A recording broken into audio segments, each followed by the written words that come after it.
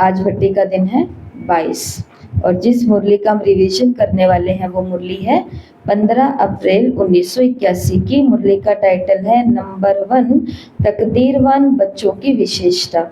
तो बाबा अपने सभी श्रेष्ठ भाग्यशाली भाग्यवान तकदीरवान बच्चों को देख रहे हैं। बाबा ने देखा कि बच्चों की तकदीर नंबर 1 भी है और सेकंड नंबर की भी है, लेकिन मुरली जिस पर चली है वो वही बच्चे हैं जिनकी तकदीर नंबर 1 की है।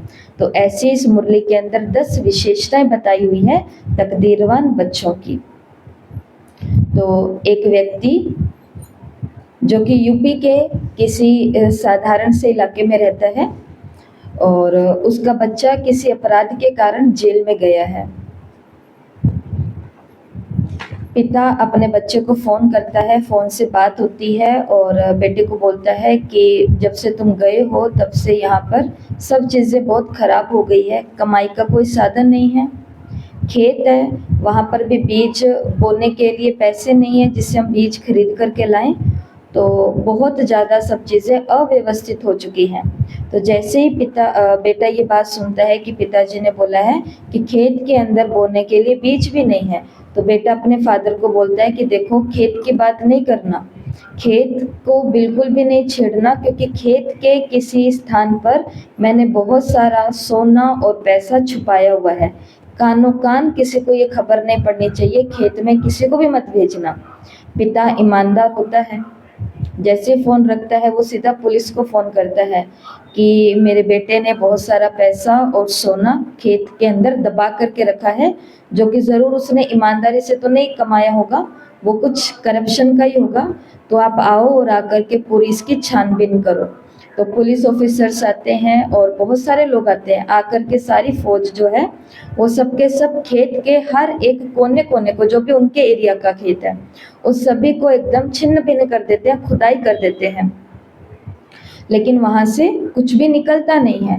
तो पिता अपने बेटे को फ़ोन करके कहते हैं कि तुमने ये क्या बोला कि वहाँ पर तो कोई भी सोना, तुमने ये क्या बोला, वहाँ पर तो कोई भी सोना या कोई भी पैसा नहीं है।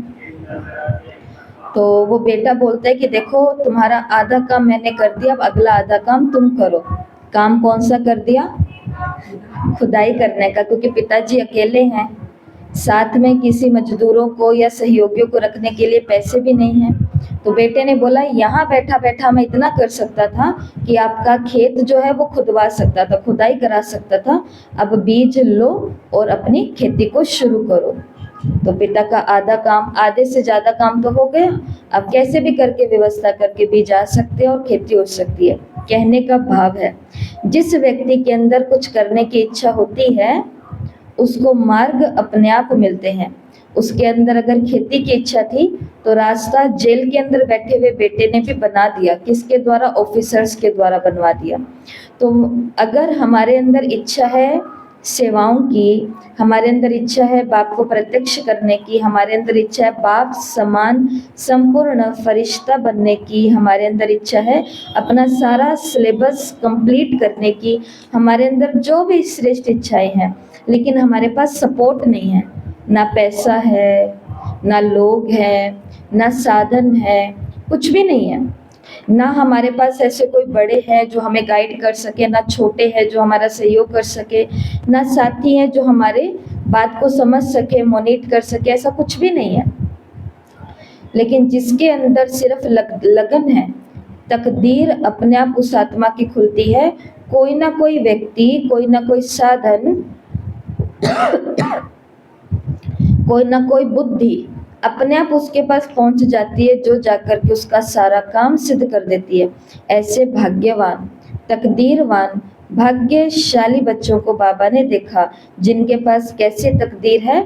नंबर 1 तकदीर है। नंबर 1 तकदीर का मतलब, पहली विशेषता, जिनके पास सर्व प्राप्तियां हैं, चाहे वो सर्व गुणों के रूप में है, सर्व शक्तियों के रूप में है, सर्व खजानों के रूप में है। तो नंबर 1 तकदीरवान आत्मा सदा प्राप्ति के झूले में झूलती है। नंबर 1 आत्मा कभी भी किसी से मांगती नहीं है। मंगतापना, भीखपना होता है ना, जैसे कि मुझे मान दो, मुझे सम्मान दो, मुझे आगे करो, मुझे ये चीज़ ला करके दो, मुझसे पूछो, मुझसे ये करो। तो हर चीज़ के अंदर जो हमारी डिमांड टू मच हो रही है, और लौकिक के अंदर आधे से ज़्यादा प्रॉब्लम क्यों आ रही है? क्योंकि वहाँ पर छोटे से लेकर के बड़ा तक कोई भी ये नहीं सोच रहा कि मैं प्राप्ति संपन्न आत्मा हूँ, मैं देने वाला दाता हूँ। छोटा भी है वो क्या डिमांड कर रहा है? प्यार से बात करो। बीच वाले हैं वो भी क्या डिमांड कर रहे हैं? प्यार से बात करो। बड़े बूढ़े हो गए हैं वो भी क्या बात कर रहे हैं? प्यार से बात करो। 90 इयर्स के हो जाएंगे, बिस्तर पर एकदम आ जाएंगे, दवाई अगर कोई हमें खिलाएगा तो भी अगर वो ऐसा सीधा करके मुंह के अंदर घुसा देगा चम्मच, तो हम उसको हटा देंगे। देखो अपना 90-95 का समय, अगर हम ऐसे हो गए तो हटा देंगे, और हटा करके क्या बोलेंगे कि दवाई खिलाने तो प्यार से खिलाओ, मेरे ऊपर एहसान मत करो। जिसने पूरी जिंदगी ऐसा किया हो वो दवाई के समय भी, और 95 साल की उम्र में क्या कर सकते हैं? ऐसा कर सकते हैं। इसलिए तकदीरवान नहीं है। तकदीरवान कौन है? जो हर हाल में, हर समय प्राप्ति स्वरूप है। ज्ञान, गुण, शक्तियाँ, सर्व प्रकार के खजाने, जो किसी से मांगते नहीं है बल्कि सिर्फ करने की लगन है। मार्ग अपने आप आता है, मार्ग अपने आप बनता है, चीजें अपने आप हो जाती है। तो सदा कौन से झूले में झूलते हैं? प्राप्तियों के झूले में झूलते हैं। अभी से अप्राप्त कोई वस्तु नहीं ऐसे तकदीरवान आत्माओं की। ये जो गायन सत्य युग का है कि सत्यों के अंदर कोई चीज ऐसी नहीं होगी जो हमें प्राप्त ना हो, वो गायन बाबा ने कहा इन तकदीरवान आत्माओं के लिए कब सिद्ध हो जाएगा? संगम परी। संगम परी सारे खजाने, सारे गुण और सारी शक्तियाँ, सारी शोहरतें, सारा नाम मान, सारी वस्तु, सारी वैभव, सारी प्राप्तियाँ इनके पास होंगी, और इनको अनुभव होगा कि हम स्वर्ग में जाएंगे नहीं, हम तो कहाँ बैठे हैं? स्वर्ग में ही बैठे हैं। वही तन, वही मन, वही धन, वही जन, वही बुद्धि, वही चीजें, सब कुछ। बस स्वर्ग में बाबा नहीं होगा, बाबा की सेवाएं नहीं होगी। यहाँ पर एक्स्ट्रा भाग्य ये मिला है कि यहाँ पर प्राप्ति के अंदर ये भी प्राप्तियां होती हैं। तो आज का पहला होमवर्क, पार्क सभी के पास है? आसपास होंगे पार्क? नहीं है तो पार्क है तो पहला काम ये करना है कि आज झूले पर झूलना है, झूलने वाला झूला। ठीक है? झूले तो आजकल पार्क में होते हैं, परंतु जिम वाले ज्यादा होते हैं, है ना? झूलने वाला भी होगा। तो अगर सच में आपके पास में पार्क है और उसके अंदर सच्ची वाला झूला लगा हुआ है, तो पहला काम आज ये करना है कि उस झूले पर झूलना है। और झूलते समय, जैसे मधुबन में हम बाबा की कुटिया के आगे झूला है बाबा का, तो वहाँ पर झूलते हैं तो कैसा महसूस होता है? झुलाने वाला भी वो है और साथ में बैठ कर के मेरे साथ झूल भी वही रहा है। तो वैसे ही आज जिस झूले में आप झूलेंगे वो झूला होगा प्राप्तियों का, कि सारे खजाने मेरे पास है, मुझे ये ला के दे दो, मुझे वो ला के दे दो, मेरे को ये दे दो, मेरा वो दे दो, मेरे नाम पर ये कर दो, मेरे नाम से ये हटा दो, जो भी चीजें हैं। तो कौन से झूले पर झूलना है? प्राप्ति के झूले पर। पहला काम ये करना है कि सच्ची के झूले पर झूलना है। किसी को बोल देना कि हमारा वीडियो या फोटो निकाल दे, और झूलते हुए अनुभव करना सारी प्राप्तियां मुझे है, मुझे कुछ भी किसी से नहीं चाहिए। नहीं चाहिए का मतलब कुछ भी नहीं चाहिए, क्योंकि अगर किसी से कुछ चाहिए होगा और किसी ने वो चीज़ दे दी होगी 1 बारी, 2 बारी, 3 बारी, 4 बारी, फिर धीरे धीरे आत्मा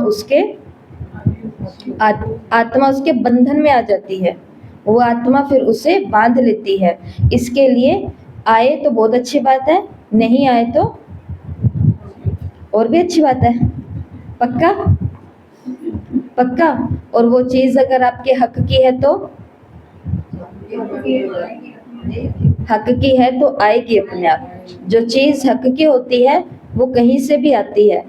जो आपको उस दिन क्या बताया कि पुण्य यहाँ करोगे और पुण्य देने वाली आत्माएं कहीं और से आ जाएंगी, पाप यहाँ करोगे, पाप का भुगतान कराने वाली आत्माएं कहीं और से आ जाएंगी, कुछ नहीं पता चलता है।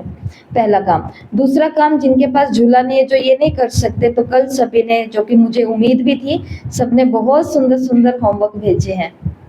इतने सुंदर सुंदर। कुसुम बहन भी बैठे हैं, अपने इंदिरा बहन भी बैठे हैं, पुष्पा बहन भी, भेजानी पर किया है। अंजू बहन बैठे हैं, जहाँ तक मुझे मालूम है 51 लिखे हैं, वो साकार मुरली का। ठीक है, तो अव्यक्त मुरली का जो होमवर्क था, फूल बनाने हैं और उन फूलों के बीच में एक रूहे गुलाब कौन हूँ? मैं भी हूँ। और बाकी मेरे आसपास सभी कौन है? और फूल है। किसी का नाम खुशी है, किसी का नाम शांति है, किसी का प्रेम है, सभी में रूहानी चमक है और ये आत्मा का बाग है और यहाँ से बहुत सुंदर खुशबू निकल करके सब जगह जा रही है। तो सभी ने अपनी पासपोर्ट वाली फोटो भी चिपका के उसके अंदर भेजी है और अच्छा किया है। और किसी ने अपना आत्मा का रूप भी बीच में बहुत बड़ा सारा कर दिया है कि ये मैं हूँ रूहानी गुलाब। तो उम्मीद थी। और गीत भी सभी माताएं तो बहुत टैलेंटेड हैं, गीत इतने सुंदर सुंदर गा करके भेजे हैं। तो आप सुनना उसको आज, तो आपको बहुत योग की अनुभूति होगी। बहुत अच्छे भेजे हैं और मालूम पड़ता है कि हर आत्मा के अंदर गुण भी कितने भरे हुए हैं। तो उम्मीद थी वैसे ही सभी ने किया। तो आज भी झूला नहीं है तो कॉपी के अंदर झूला बनाना है अपनी नोटबुक में, और झूला बनाना है और झूले का नाम क्या है? प्राप्तियों का झूला। और उस झूले के अंदर लिख लेना कि सारे खजाने यहीं पर ही हैं, सारे गुण यही हैं, सारी की सारी शक्तियां यहीं पर ही है और मैं आत्मा ज्योति बिंदु उस झूले के ऊपर झूल रही हूँ। ये काम करना हो जाएगा। तो ये आज का पहला होमवर्क, क्योंकि बाबा ने कहा आप अभी से प्राप्ति के झूले में झूलते हो। आप कौन? नंबर 1 तकदीरवान आत्माएं। दूसरी विशेषता बाबा ने बताई है, ऐसी आत्मा की जीवन के हर कदम में चढ़ती कला की अनुभूति होती है। तो ये जो नंबर 1 तकदीरवान आत्माएं हैं, संगम युग पर कोई भी स्टेप इनका नीचे नहीं जाता। किसी भी प्रकार का आलस अलबेलापन, किसी भी प्रकार का संग दोष, किसी भी प्रकार का संकल्प विकल्प नंबर 1 तकदीरवान आत्मा की उतरती कला नहीं कर सकता। ये आत्माएं हर सेकंड, हर श्वास, हर संकल्प में अखुट खजानों को प्राप्त करती हुई हर कदम में चढ़ती कला का अनुभव करती है। तो अपने आप को चेक करना। बाबा ने 10 विशेषताएं बताने के बाद ये बोला है कि अब अपने को चेक करना, क्या ये 10 विशेषताएं मेरे अंदर है?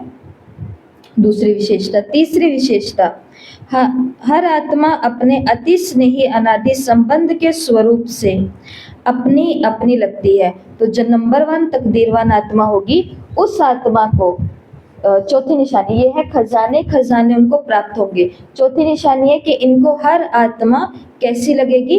अपनी अपनी लगेगी। किस आधार पर? रूहानी स्नेह, रूहानी संबंध के आधार पर।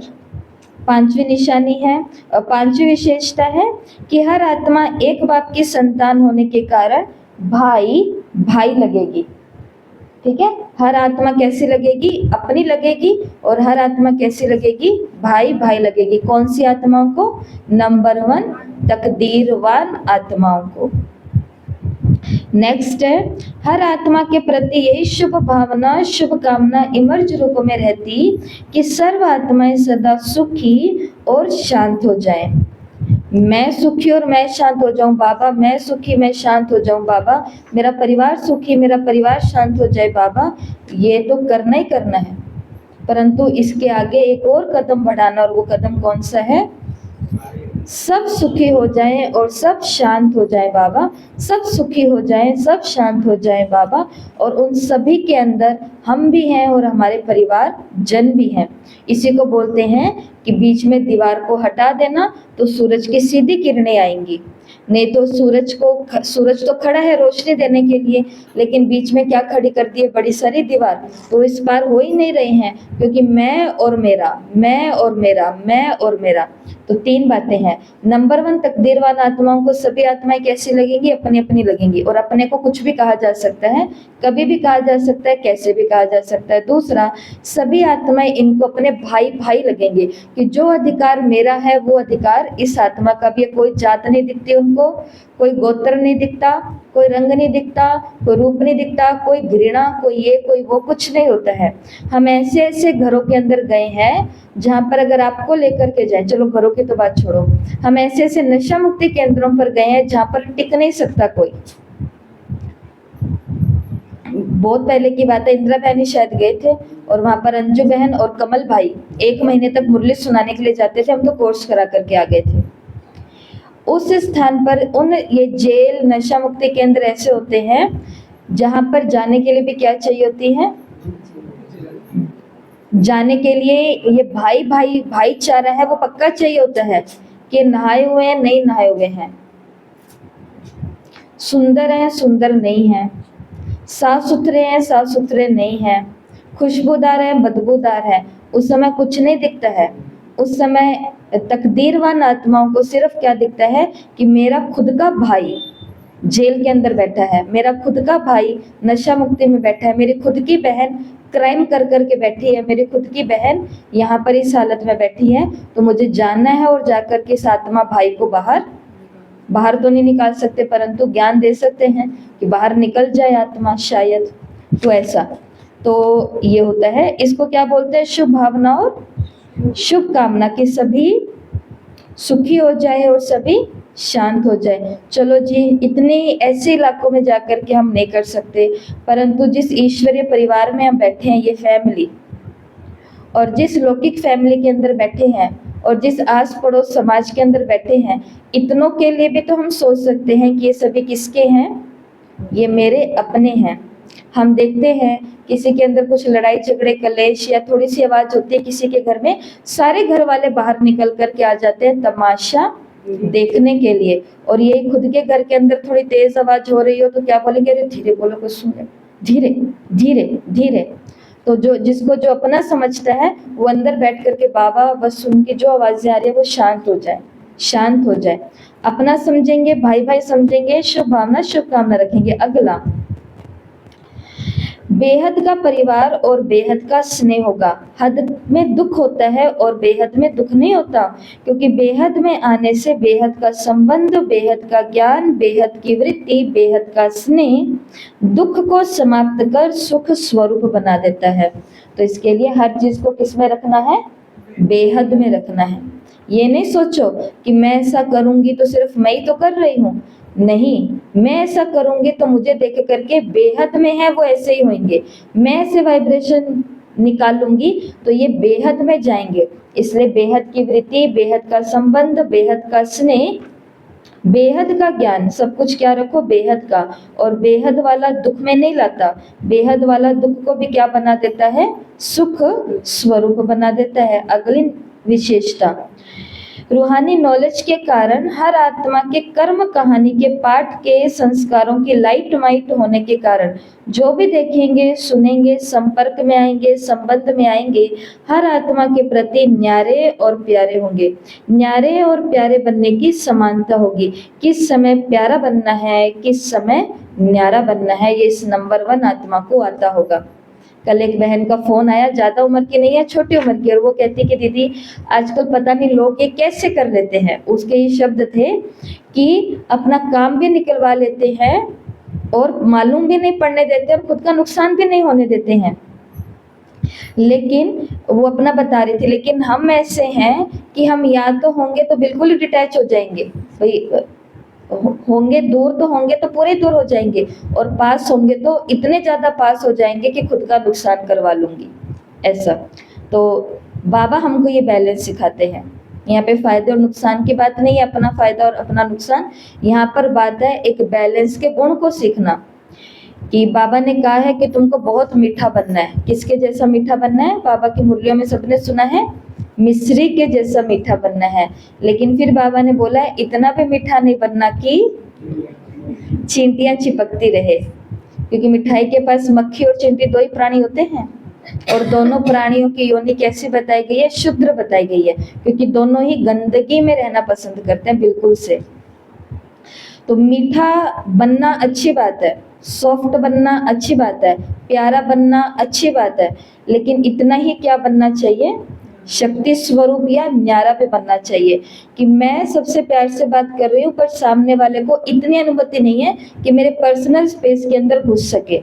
आप क्या खाते हो, क्या पीते हो, कहाँ जाते हो, क्या पहनते हो, किससे बात करते हो, किससे मिलते हो, कौन कब आता है, कौन क्या लाता है, ये पूछने का अधिकार किसी को भी मैं नहीं दे सकती, क्योंकि न्यारे और प्यारे हैं। टू मच मोह कब होता है?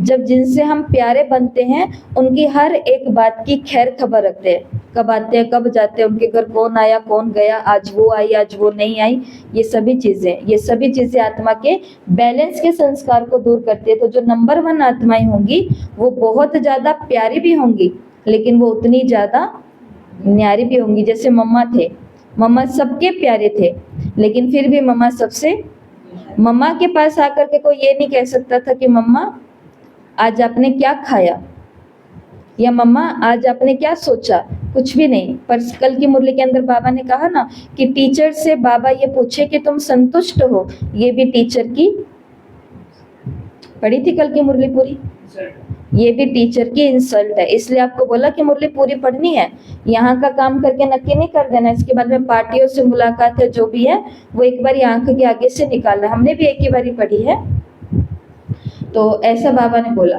तो किसी के भी पर्सनल एरिया में नहीं जाना है, किसी के भी पर्सनल जीवन में ना जाना है, ना किसी को आने देना है। जैसे किसी को आने देना पसंद नहीं है, परंतु जाना बहुत पसंद है। हम कहाँ जा रहे हैं, क्या कर रहे हैं, क्यों कर रहे हैं, किसके साथ कर रहे हैं, किस लिए कर रहे हैं, ये नहीं बताएंगे, परंतु आप क्या कर रहे हो, किसके साथ कर रहे हो, कहाँ कर रहे हो, कब कर रहे हो, क्यों कर रहे हो, ये सारी खबर। तो नंबर 1 आत्माएं कैसी होंगी? न्यारी प्यारी होंगी। तो नंबर 1 आत्माएं सर्व प्राप्ति स्वरूप होगी।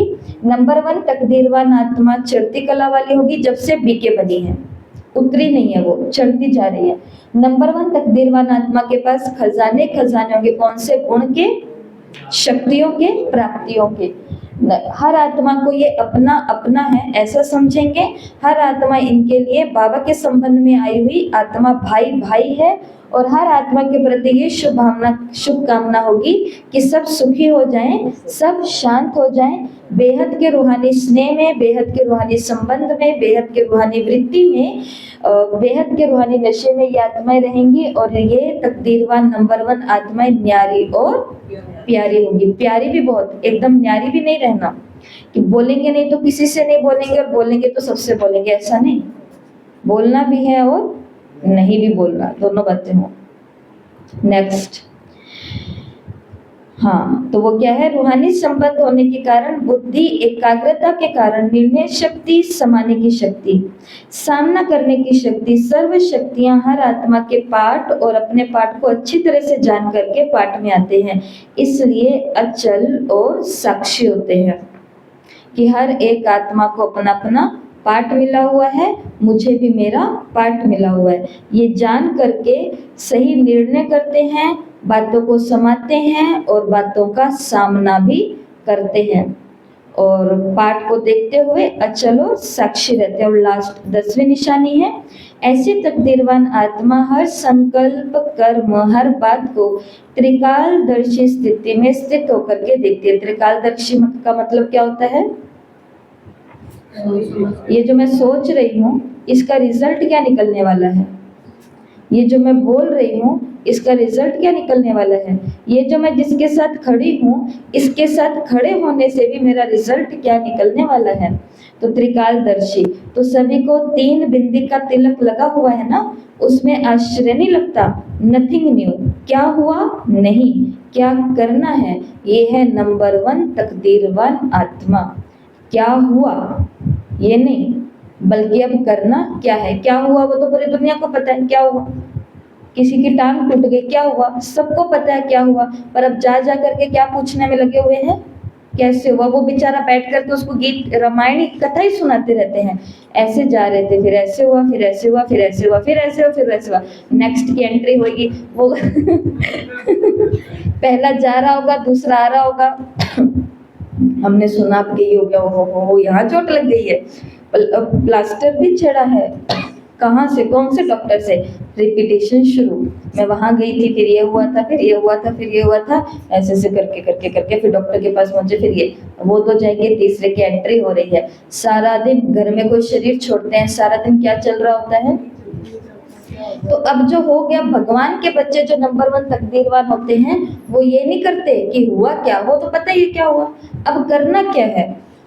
शरीर छूटते हैं, वहां पर हुआ क्या, हुआ क्या, हुआ क्या चल रहा होता है।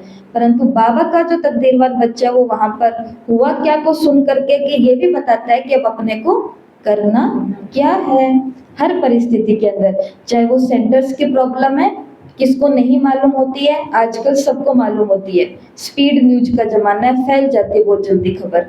तो क्या हुआ क्या हुआ क्या हुआ, ये हुआ, पर अब करना क्या है, मैं मिल करके ये घर के अंदर भी स्पीड से न्यूज फैलती है, क्या हुआ क्या हुआ क्या हुआ, बच्चा फेल हो गया तो सभी को पता चल गया, अब पूछते रहेंगे उससे, पूछते रहेंगे।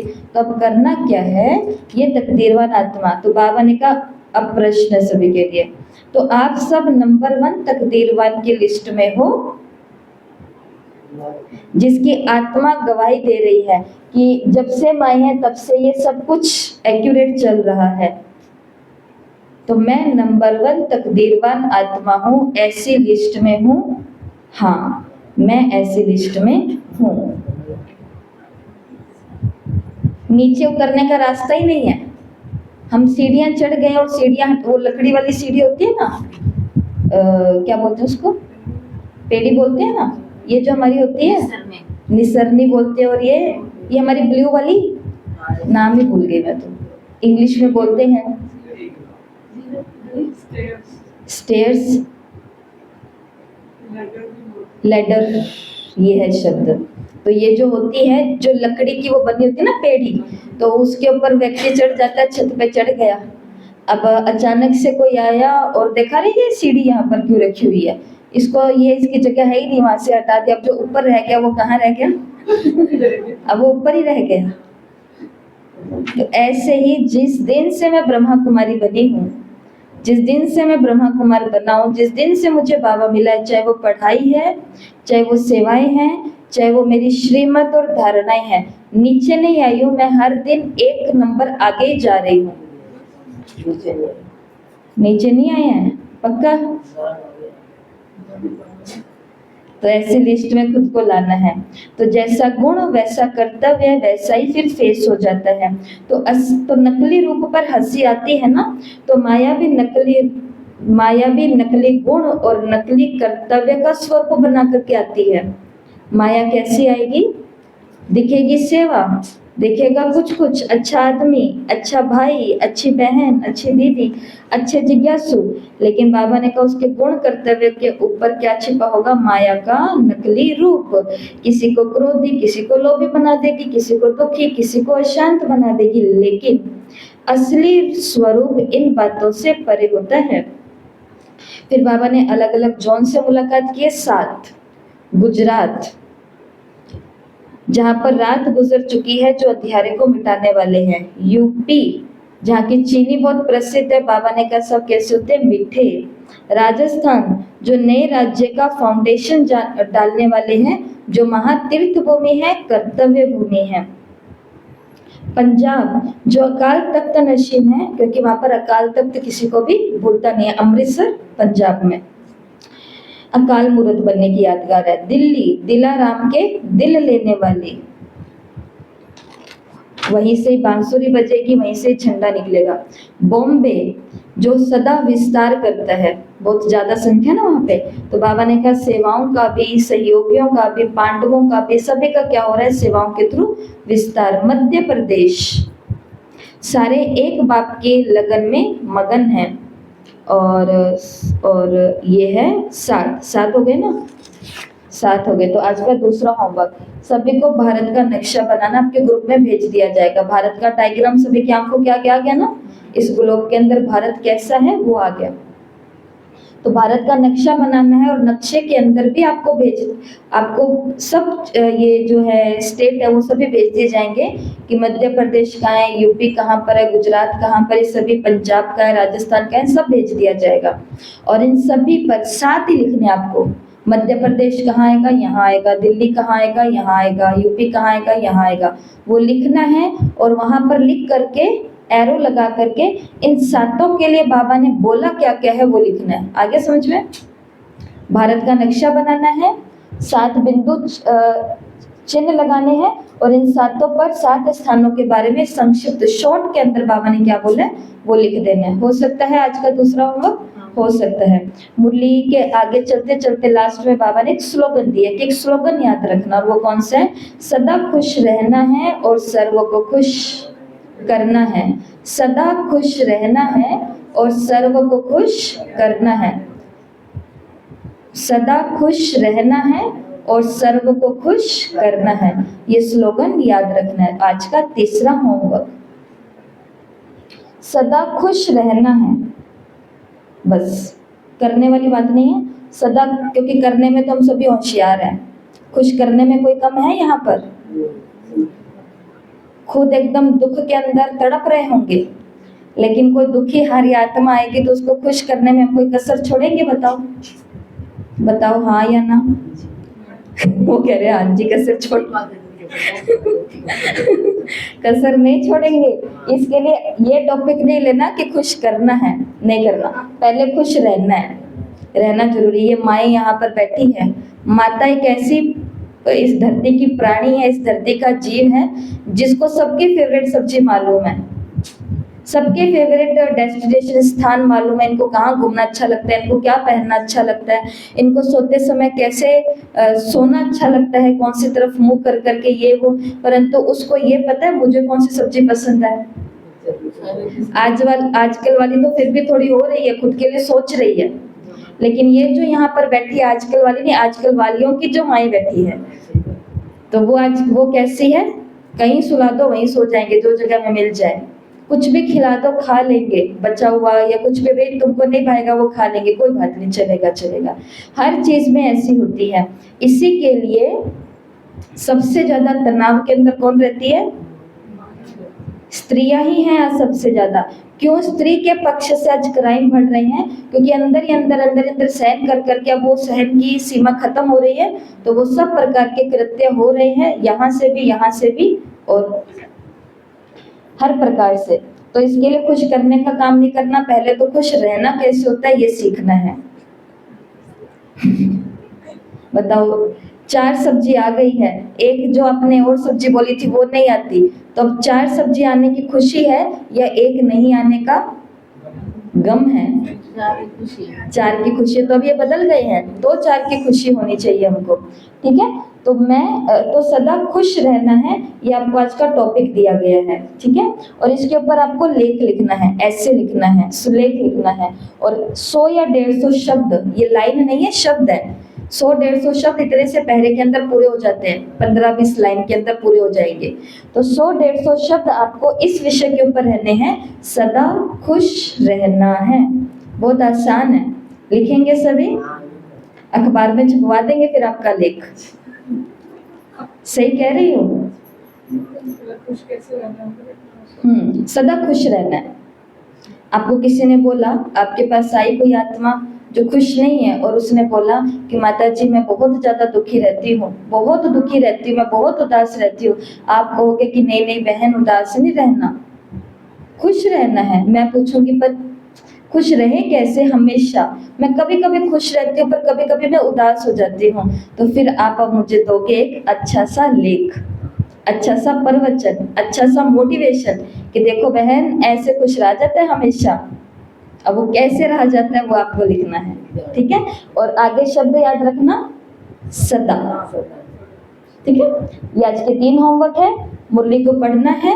मुरली के 10 पॉइंट वो आपके आगे रखे गए हैं जो नंबर 1 तकदीरवान आत्मा में होने चाहिए। तो इस लिस्ट में जो नहीं है, इस लिस्ट में घुसने की कोशिश करो। जो बीता वो पास्ट हो चुका है, बिंदी लगाओ, आज से नई शुरुआत करो, आज से ड्रामा शुरू हो रहा है संगम का, यही समझ लो। और पूरी मुरली पढ़नी है, पार्टियों से मुलाकात है, अलग अलग जोन से मुलाकात है, पढ़ करके 3 होमवर्क करने हैं। और कल भी सभी को बता दिया, साकार मुरली में आज फिर से बता दिया, बारी बारी कोई ना पूछे इसलिए एक बारी फिर से दोहरा रही हूँ। टेलीग्राम के अंदर नया ग्रुप बनाया है, रूहानी फरिश्ते साकार मुरली के नाम से। तो जो भी साकार मुरली को सुनते हैं और होमवर्क करने की इच्छा रखते हैं कि हम अव्यक्त मुरली का लोड नहीं ले सकते हैं पर साकार मुरली तो हम कर लेंगे, तो साकार मुरली का होमवर्क करो। कल भी भेजा है 4-5 लोगों ने, शुरुआत अच्छी हुई है। और इस ग्रुप का नाम है रूहानी फरिश्ते साकार मुरली। लिंक आपको साकार मुरली की क्लास के नीचे डिस्क्रिप्शन बॉक्स में भेज दिया जाएगा, ज्वाइन कर सकते हैं। आपको ऐड करने में हो सकता है दोपहर तक या शाम तक ऐड करें, सब्र बना करके रखना, लेकिन आपको ऐड कर दिया जाएगा। ओम शांति।